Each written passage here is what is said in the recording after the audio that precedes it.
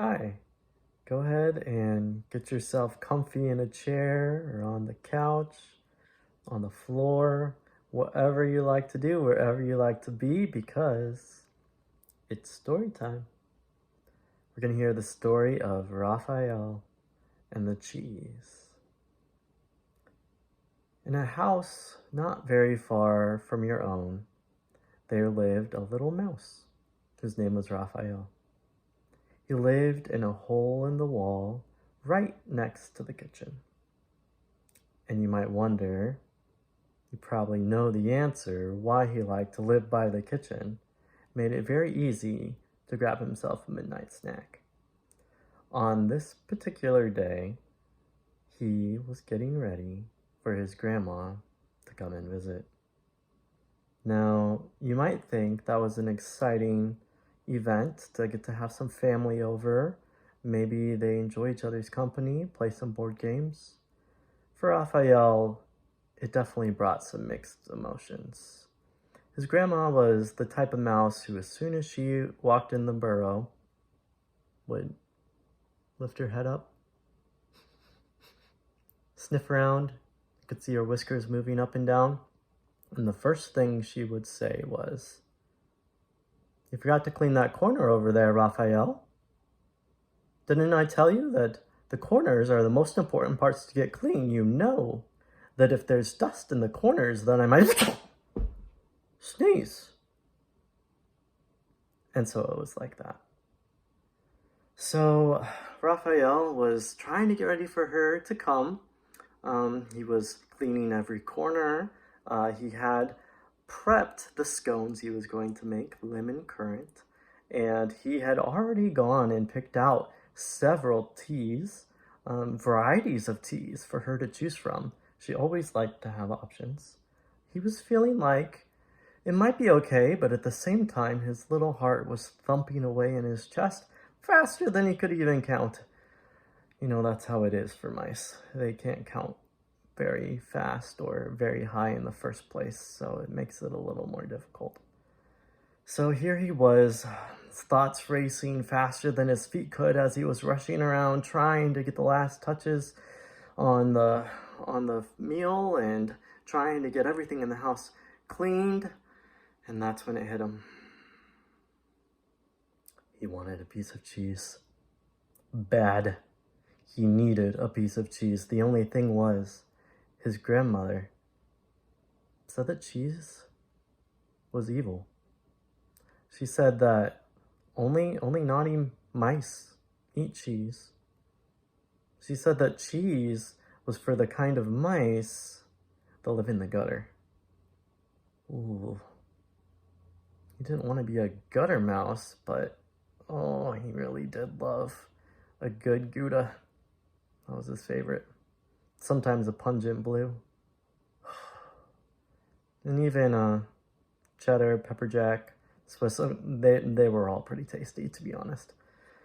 So, first he said, no. I am not a gutter mouse. Listen to grandmother. I'm just going to keep cleaning. The urges will pass and I will be all right. But as he went from corner to corner to cobweb, cleaning out his hole, finding speck after speck, seemed like right after he would swipe up a speck, it would just move to another spot. The feeling didn't go away, it just got stronger. And in fact, some part of him had a little smile, the kind that goes right in the side of your mouth. And you thought, you know, maybe I am a gutter mouse. Yeah, maybe I am. And as he thought that, his feet scurried right out of the hole into the kitchen. He didn't even look around to make sure no one was there. Luckily, no one was there. Mr. Potter could get pretty angry. And he scurried right up to the refrigerator, and he didn't even bother to go through the whole thing of finding a fork to prop open the fridge and get in there safely. He just nibbled right through the refrigerator door seal till there was a hole big enough for him to squeeze through. His hips were a little wide, but they got in. He ran right up to the cheese drawer. He knew where it was. He had left it a crack open the night before and dove right in. So there he was, feasting. Feasting! They had just gone to the store the day before. So there was basically everything he could want. He had already started on the pepper jack before, but he had been saving the Gouda, and now was his moment. It was his time to shine. He was basically bathing in cheese, which sounds disgusting, but it's really pretty amazing. And as he did that, his thoughts started to calm down. They weren't racing so fast. He could feel his little mouse heart slowing to the point where he could actually count it. 1, 2, 1, 2.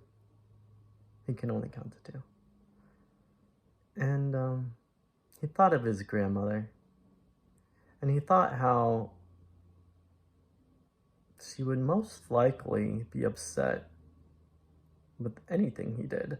If it wasn't the cheese, it would be something with the scones. If it wasn't the scones, it would of course be the dust in the corner. If it wasn't the dust in the corner, it would probably be that one of his whiskers wasn't straight.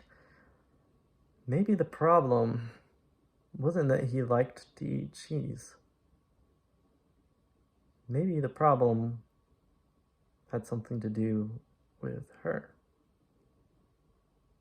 So, as he had that new thought that he never had before, he actually started to slow down eating, looked at himself, wiped the crumbs off of his coat, which was really shiny. Wasn't really made for the gutter, he thought. And he packed up some of the pungent blue and some of the Gouda, his favorites, and some pepper jack for his friend Ralph. And he carried them back to his hole.